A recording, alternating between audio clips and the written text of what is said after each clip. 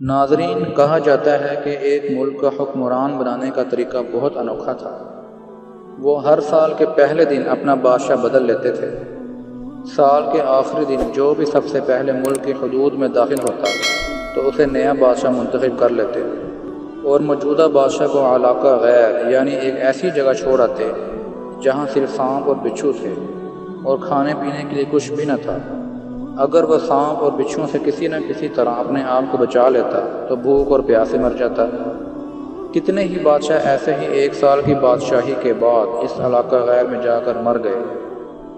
اس دفعہ شہر میں داخل ہونے والا نوجوان کسی دور دراز کے علاقے کا لگ رہا تھا۔ سب لوگوں نے آگے بڑھ کر اسے مبارکباد دی اور اسے بتایا کہ آپ کو اس ملک کا بادشاہ چن لیا گیا ہے، اور اسے بڑے اعزاز کے ساتھ محل میں لے گئے۔ وہ حیران بھی ہوا اور بہت خوش بھی۔ تخت پر بیٹھتے ہی اس نے پوچھا کہ مجھ سے پہلا بادشاہ کہاں گیا؟ تو درباریوں نے اسے اس ملک کا قانون بتایا کہ ہر بادشاہ کو سال بعد جنگل میں چھوڑ دیا جاتا ہے اور نیا بادشاہ چن لیا جاتا ہے۔ یہ سنتے ہی وہ ایک دفعہ تو پریشان ہوا، لیکن پھر اس نے اپنی عقل کو استعمال کرتے ہوئے کہا کہ مجھے اس جگہ لے کر جاؤ جہاں تم بادشاہ کو چھوڑ کر آتے ہو۔ درباریوں نے سپاہیوں کو ساتھ لیا اور بادشاہ سلامت کو وہ جگہ دکھانے جنگل میں لے گئے۔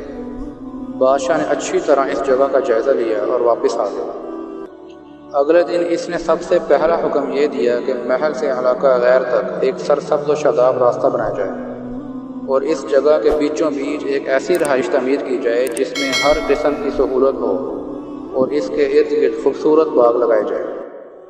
بادشاہ کے حکم پر عمل ہوا اور تعمیر شروع ہو گئی۔ کچھ ہی عرصہ میں سڑک اور محل وغیرہ بن کر تیار ہو گئے۔ 1 سال کے پورے ہوتے ہی بادشاہ نے درباریوں سے کہا کہ اپنی رسم پوری کرو اور مجھے وہاں چھوڑ کر آؤ جہاں مجھ سے پہلے بادشاہوں کو چھوڑ کر آتے تھے۔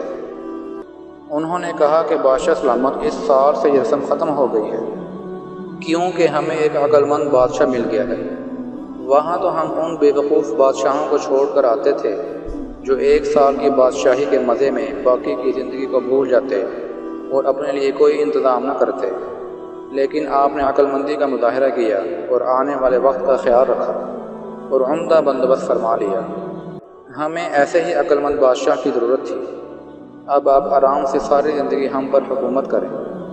اس انوکھے ملک کا نام دنیا ہے، وہ نیا بادشاہ میں اور آپ ہیں، اور علاقہ غیر ہماری قبر ہے۔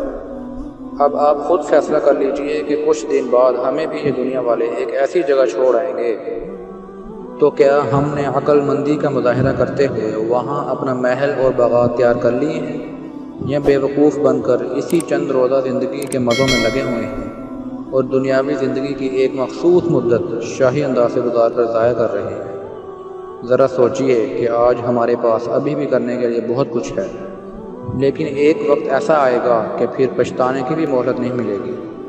اللہ پاک ہم سب کو اپنی آخرت کی سچے دل سے تیاری کرنے والا بنائے۔ آمین۔ وما علینا الا البلاغ المبین۔